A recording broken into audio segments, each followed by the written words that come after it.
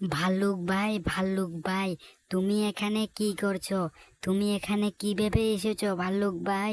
আমাকে সে কথা তুমি একটু বলো তো। তুমি এখানে কিভাবে এসেছো ভাল্লুক ভাই?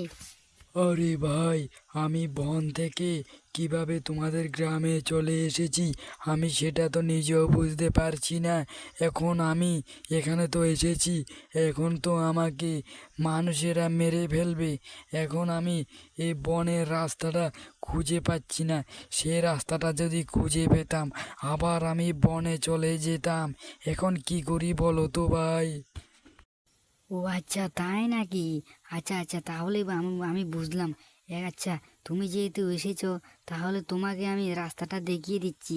ওই যে পুকুর পাড় আছে না, এই পুকুর পাড়ের কিনারে কিনারে তুমি যদি চলে যাও, তাহলে তুমি একদম ওই তোমার বনে চলে যেতে পারবে। তাহলে তোমাকে কেউ আর কিচ্ছু করতে পারবে না। এ- তা তার জন্য বললাম কি, তুমি এদিক দিয়ে চলে যাও। আর আমাদের গ্রামে মানুষ তো দুষ্ট, অনেকে তোমাকে মেরে ফেলতে চাইবে। তার জন্য বলছি কি ভাই, তুমি পুকুর পাড়ের ধারে ধারে ধারে ধারে তুমি ওই পারে যাও, তাহলে তুমি তোমার বন পেয়ে যাবে। বুঝতে পেরেছো? আজকে তোমার সঙ্গে বন্ধুত্বতা করে কথাবার্তা বললে আমার তো অনেক ভালো লাগলো। ভাল্লুকের সাথে এভাবে কি আর কেউ কথা বলতে পারে বলো তো ভাই? আরে ভাই, তোমার উপকার আমি কিভাবে ভুলবো? আমি তো সেই কথাই চিন্তা করছি। তোমার উপকার আমি ভুলতে পারবো না। তাহলে ভাই, আমি চলে যাচ্ছি, বুঝতে পেরেছ?